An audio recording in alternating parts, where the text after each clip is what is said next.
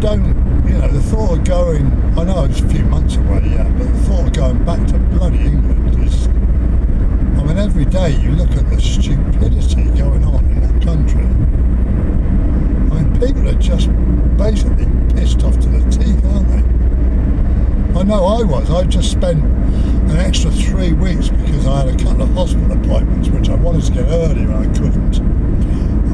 I'm not slagging the NHS because I was lucky to get them. But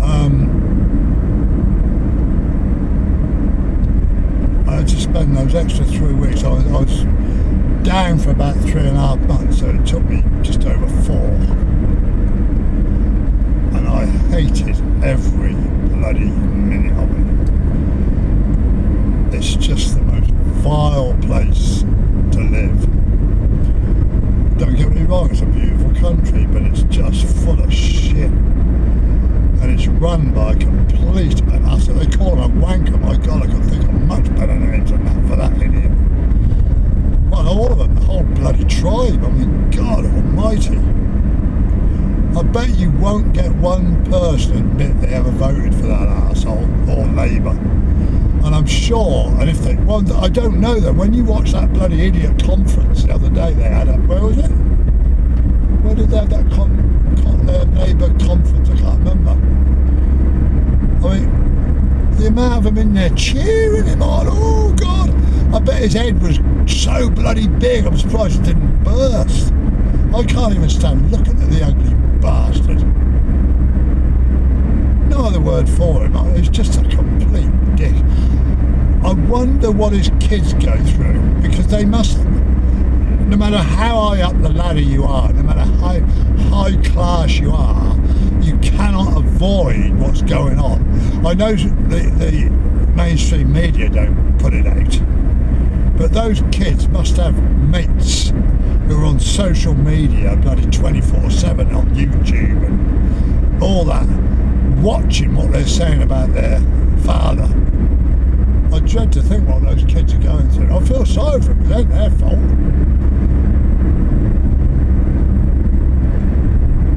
I'd like to know the real truth about his wife, because when she met Trump earlier this year, before he did the royal visit, when he was up in his golf club in Scotland, she got out of that car, she looked like death warmed up. There wasn't a happy expression on her face, and she's not a bad looking lady really, but I bet she regrets marrying that dick. I'm another crazy bastard, but bloody hell. Yeah, I know the videos I make, not many people watch them, trying that bothered, but I just can't help myself. Look, I'm so far away, and it just can't stand it. We got a young dickhead from England got caught with God knows how many kilos of some bloody powerful drug. So his face is 21 or 22, 23 maybe. He's facing life in prison in Thailand, and he'll bloody know he's doing life, I tell you. They don't piss around in Thailand.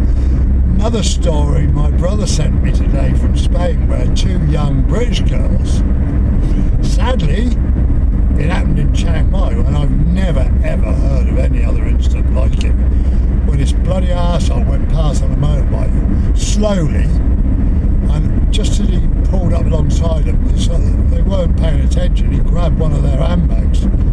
They chased him up the road. Anyway, they went, obviously advised by the hotel, to go to the police station, which they did at about 3 o'clock in the morning. Reported it, and the police had him the same day, well, the following day, and it was in Doisaket district, which is where I live. It's a big area, so you can't pinpoint where it was, but they went back, they checked all the CCTV until they got a camera with his number plate, and they had him. So she got her handbag back. Hopefully, if there was passports or anything like that, she got those. Probably some of the money, if not all, would be gone, but he'll pay for that. But that's the police in Thailand. They do act quick.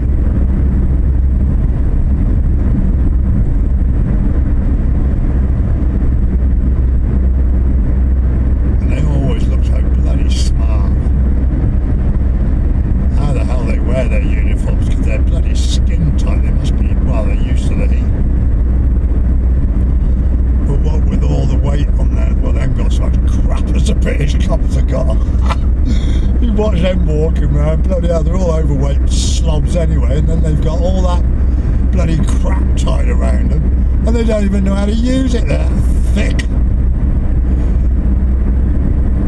I'm arresting you on suspicion of saying a naughty word to your neighbour, and he took offence. And then what was that one today I saw, the English something league, who are a registered party, aren't they? And they seized their van because it said Keir Starmer's a wanker. Well, you might offend some people. And one place, Altrincham, said they'd had numerous reports where people had phoned up distressed because they'd read what was on the side of the van, and half the bloody people walking past were clapping, cheering, blowing their horns, all sorts of stuff. And the bullshit these coppers were coming out with, all females I might add, all looked like bloody lesbians, and they were giving them shit. But in the end they went to the Labour conference place and they were playing Benny Hill music outside, and they seized the van. The stupidity of it was, I don't know whether everybody, I'm sure you've all seen it, they seized the van and he said, well, when can we get it back? He said, about an hour or two. He said, take this ticket to the police station. He told him where that was, and they'll tell you where the van is. You've got to pay your fine and you get your van back. So he said, if I do that, then I come straight back here. Yeah, then we'll have to seize it again. But all they've done, I mean, I was watching it, there was 40,000 views on just that one clip. So that's worldwide. I'm in bloody Thailand watching that. So people are watching that all over the world. And this dickhead copper thought he was so, oh, what a clever boy I am. I've seized this vehicle because you're saying naughty words about my wonderful Prime Minister, you know. You can't call him a wanker. Even though he is a big wanker, you can't call him a wanker. Oh, God, I tell you, the British police are bloody bending over. I mean, God, they don't want to do it in front of Starmer. They know what he's like. He likes to push the turd the wrong way up, doesn't he? We all know that. Although maybe he's a taker, not a giver. I don't know. We'll have to wait and see, won't we? They'll all come out one day. Oh. I mean, the fact, nothing else. Thought of that.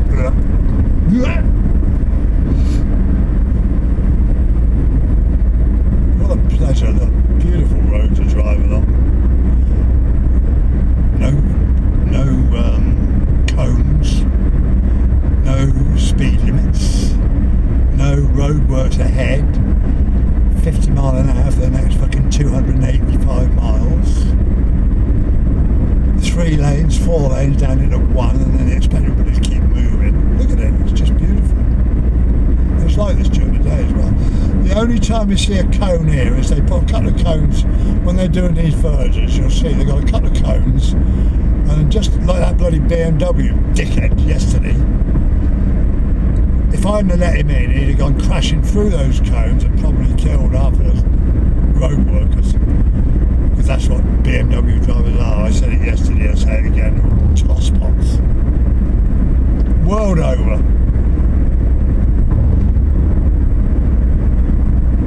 There's Deutsche Cat Hospital. There's me waffling and I forget how time flies. Oh, I do like to be beside the seaside. Many, many miles from the seaside. Right, we're just going to turn right here into Deutsche Cat. I love this little village. Friendly. Get anything you want.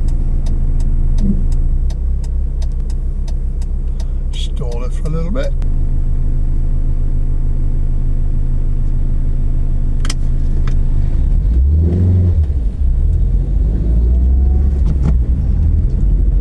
Picture there of King Rama X, the king. And this is lovely little Deutsche Cat. Lots going on here. 20 baht shop, hairdressers, supermarket. You've got Lotus, which is Tesco's.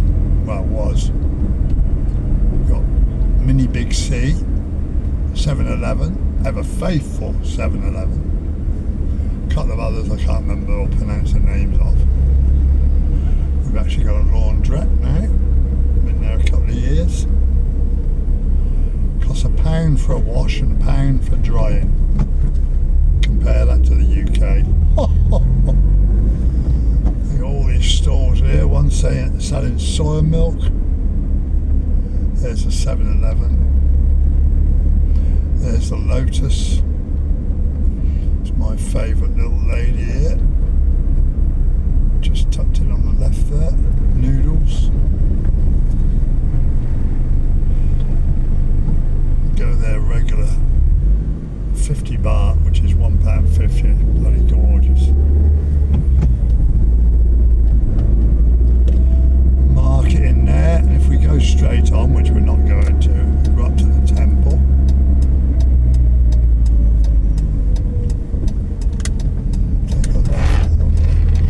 There's a big supermarket along here, independent supermarket along here. They started about 2 years ago in a brand new building, and they were really nice. You went in, it was so welcoming. Well, they've just last year built one twice as big. I went in there for the first time last night. No, the night before. And they haven't got enough stuff to fill the shelves. It's huge. I was looking at Nescafe coffee in town, in the main supermarkets. It was 135 baht. And in this one it's 110, so that's 25 baht. That's over 50 pence saving on that for a 100 gram jar. I know it sounds a bit tight, but it's a lot of saving. Whereas in England, I think 100 gram of Nescafe is the cheapest I saw was $2.99, I think. I paid. I live just along here on the left. I can't show you, it can be darkness now. Right there it is, just past it. Cost me £100 a month. Brand new little bungalow it was. Belonged to my ex-girlfriend's sister. Should have kept it really, but bloody COVID it, because I'd have paid her a year in advance just to keep it, because it was so nice. Oh, I just had this. No, there's Nui Bar. Nobody knows. I'm going in for a beer. Christ, it looks a bit dark like that. The supermarket's open. I wanted to go in. Are you open? I hope so. I'll just pull in the car park. You'll see how big it is. Is it open? Oh, yeah, it is down here. Seems a lot closer to Newey's in the daytime.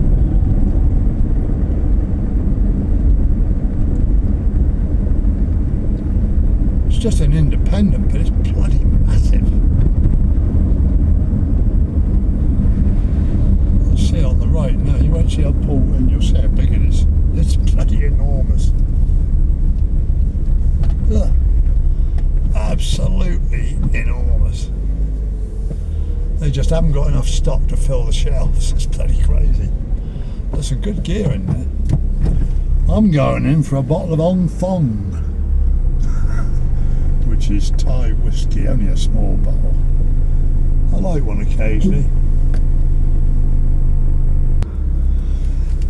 So, half a bottle of Hong Thong, which is a nice whiskey actually, Thai made. And what did I buy? A litre. The litre bottle of Coke was $1.74, so well below a fiver. Went to the till. There's a little girl with her mum. She's about 5, I suppose. Looked at me, gave me the most gorgeous smile. Her 2 front teeth were missing. Love her. And she said hello in English. Stop waving at me. I was putting my stuff in the car. They were getting onto their motorbike. And she was waving away at me. beautiful kids. Even when I walked in, the guy, hello, how are you? Oh, yeah, young chap. And he didn't understand enough. I said, I wanted a cold bottle of Coke out of the fridge, but they haven't got it in there. But he went and got me a bottle.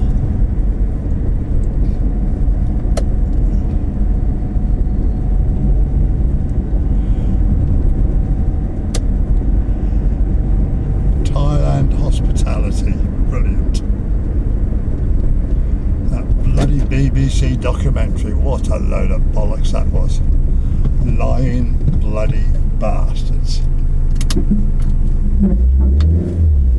Who was it today who reported that? Other British bloody paper reported that bag snatch. Why would that be major worldwide news? A bloody bag smash. They don't mention the phones that get snatched every day in London, do they? They are some bloody scum. They've really got it in for Thailand. And the Thais really get pissed off. When that BBC crap came out the other week, my God, there was some shit flying around in this country. Why do they do that, the BBC? They're scumbags, aren't they? Thank God I haven't bought a licence off them bastards for the last 12 years. You don't need it. I've just been in now tonight and I priced up a smart TV, which I've got in the UK, but because I haven't got Wi-Fi I don't connect to it, so I don't use the telly. But I don't miss anything. I've got a tablet which is like only a 10-inch, but I watch my TV what I need on there, like my news and whatever, YouTube. I mean, anything the BBC produces is bollocks, isn't it? So anybody who's paying that, what's it now, 175 quid or thereabouts? You might as well go out in the garden, rip it up, throw it in the wind, mate. Absolute shite. All the coverage I've watched of that bloody dopey activist, what's her name, Thornburg or like Greta somebody or other, silly bitch. Anyway, the old Israelis collared them today, or yesterday, and you could see by the body language. I mean, I watched most of it on social media. A guy called Tushi TV, Mayor Tushi, Touchi. He's got well over a million followers now, and if you want to watch any decent news and the truth, not just about that but everything. He's an Iranian or a Persian, I don't know what he like, but he luckily was sent to England by his dad. His dad's still there, like a lot of the wealthier Iranians got their kids out of the country before those Islamic twats took over. And he's built a fantastic channel up, so if you ever want to get the real insight, I mean, when that Iranian stuff was all going, the bombings, and when Trump dropped them 3 bombs and that, he was getting first-hand knowledge direct from Iran, unlike the bloody lying bullshit mainstream media. They just guess and glorify it. It's like Gaza, they're not bloody starving.